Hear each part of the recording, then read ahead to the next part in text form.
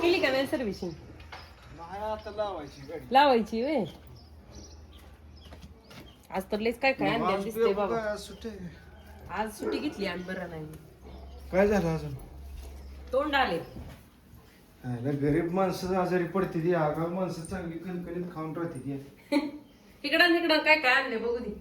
काय नाही, ककडे शेंगा आणले थोड्या. शेंगा वय. तरी बैलगाडा शिरेत बघाय. हा कुठं चाललंय? बैलगाडा शिरेत नाही आज. पकडायला मोठा झाला ते. होय. स्वीट कॉर्नची कणस आहे ती काय? स्वीट कॉर्न आहे. भाजू आता दुपारी. माहेरवरून कोणी जरी आलं ना तर प्रत्येक लेकीतलं ते बालपण आहे ना ते जागं होत असतं. आजही माझा मोठा भाऊ आला होता का तर त्याची गाडी ही सर्व्हिसिंगला लावायची होती आणि दुसरं कारण म्हणजे बैलगाडी शर्यत बघण्यासाठी तो चालला होता. तो येऊन गेला त्यानंतर मस्त अशी आपल्या परसबागेतील ना ही वांगी कट करून घ्यायची होती, थोडीशी पालक ही कट करून घ्यायची होती कारण मला ना आज मस्त अशी डाल पालकची भाजी बनवायची होती. तुम्ही बनवता का डाल पालक हे मला कमेंट करून मला नक्की सांगा. आणि मस्त अशी आपल्या बागेत ना मी काही दिवसापूर्वी तुमच्यासोबत शेअर केलं होतं की जी विकतची पालकाची भाजी असते ना त्याची पेंडी आणलेली नीट केल्यानंतर त्याची मुळं आहेत ना ती आपल्या परसबागेत लावली होती आणि त्याचीच बघा ही इतकी सुंदर पालक आली आहे ना. मी बिया आणून पण भरपूर वेळा लावल्या होत्या पालकच्या की येईल म्हणून, पण ती पालक काही उगवली नाही. कदाचित ती मुंग्या खात असतील त्याच्या बिया म्हणून. पण ही बघा ह्या मुळ्या लावलेल्या पालकला एवढी सुंदर पालक येईल असं मला वाटलं नव्हतं. इतकी हिरवीगार ताजी लुसलुशीत पालक बघून ना असं वाटत होतं पटकन पालकाची भजी बनवावीत. पण मला आज डाल पालकच बनवायची होती कारण लेकीचं माझ्या तोंड आलंय त्यामुळे तिला मस्त असं काहीतरी तोंडाला चव येईल आणि जास्त तिखट नसणारी गोष्ट बनवायची होती.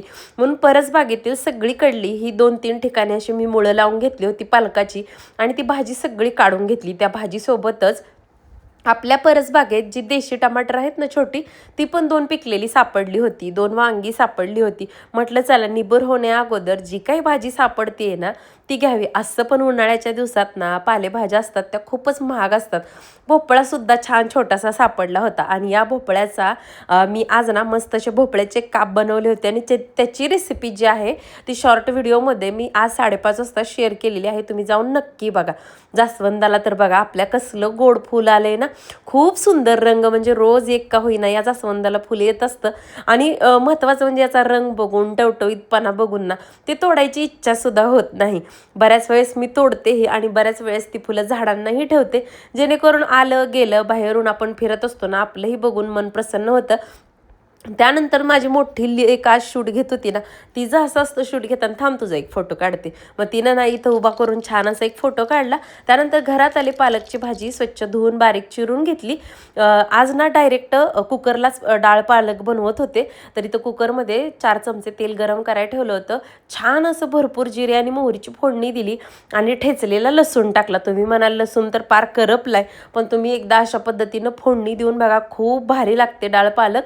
त्यानंतर ही मुठभर जी काही पालक सापडली चिरलेली पालक, टमाटर, चवीपुरतं मीठ, हळद, हिंगपूड आणि लाल चटणी टाकून हे सगळं मस्त तेलात परतून घेतलं. हे परतल्यानंतर ह्याच्यामध्ये 1 तांब्या पाणी टाकून घेतलंय आणि स्वच्छ धुतलेली तुरीची डाळ मोठी 1 वाटी आणि 1 मूठ मूग डाळ. मी शक्यतो डाळ पालक बनवत असताना फक्त तुरीच्या डाळीची बनवत नाही, 2 डाळी घेते आणि त्याची डाळ पालक बनवत असते. खूप अप्रतिम लागते. भातासोबत खाण्यासाठी तर ना ही डाळ पालक खूप भारी लागते. आणि जर असं आजारी असाल थोडीशी चव नसेल ना तोंडाला त्यावेळेस तर आवर्जून तुम्ही ही डाळ पालकची रेसिपी बनवून बघा.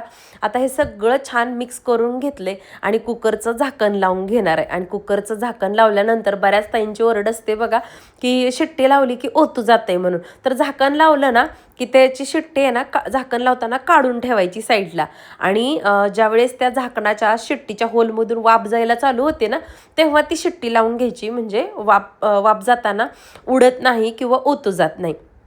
2 शिट्ट्या छान अशा करून घेतल्या आणि इथं बघू शकता काय मस्त मस्त आपला डाळ पालक शिजला होता. आता बघा हे शिजलेला डाळ पालक आहे ना थोडा या चमच्याच्या मदतीनं ना असा घोटून घ्यायचा, म्हणजे तर अप्रतिम चव लागते अशा पद्धतीनं घोटल्यानंतर. माझ्या दोन्ही लेकींना म्हणजे आम्हा सगळ्यांनाच ना अशा पद्धतीनं केलेला डाळ पालक जो आहे तो खाण्यासाठी खूप आवडतो. त्याचबरोबर डाळ पालक भात सोबत ना पापड पण खूप छान लागतात, म्हणून इथं पापड भाजत होते बघा. तुम्हाला ही ट्रिक मी अगोदर पण शेअर केली होती, पण आपल्या यूट्यूब फॅमिलीत आता बरेच नवीन मेंबर आहेत. अगदी बिना तेलामध्ये किंवा थोड्या नॉर्मल तेलामध्ये सुद्धा ना इतका छान पापड आपण भाजू शकतो बघा. चपाती भाकरी बनवून झाल्या त्याच तव्यामध्ये ना हे पापड आहेत ना म्हणजे उलटे पालटे करत ना थोडं नॉर्मल तेल लावून ना भाजून घेते बघा. म्हणजे बरेच जणांना बघा आता गॅसवर वगैरे डायरेक्ट भाजलेल्या गोष्टी खायला वगैरे नको म्हणतात, तरी पण बऱ्याच वेळेस चूल नसेल ना तर आपल्याला काही गोष्टी आहेत ना कणीस म्हणा अशा गोष्टी आहेत ना गॅसवरती भाजाव्याच लागतात.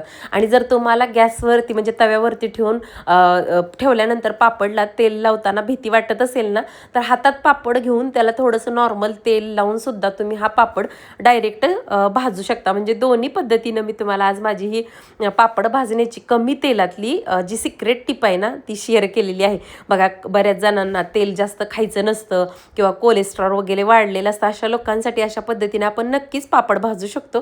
त्यानंतर सगळं मस्त असं जेवण केलं. परसबागेतली जी 2 वांगी आणली होती ना त्याची सुद्धा भाजी बनवून घेतली. आज तुम्ही काय जेवणात बनवलं होतं हे मला कमेंट करून नक्की सांगा. आजचा व्हिडिओ आवडला असेल तर लाईक करा, आणखीन लाईक केलं नसेल आणि चॅनलवरती नवीन असाल तर चॅनलला सबस्क्राईबसुद्धा करा. नंतर भेटू छानशा व्हिडिओसोबत. तोपर्यंत सर्वांना श्री स्वामी समर्थ.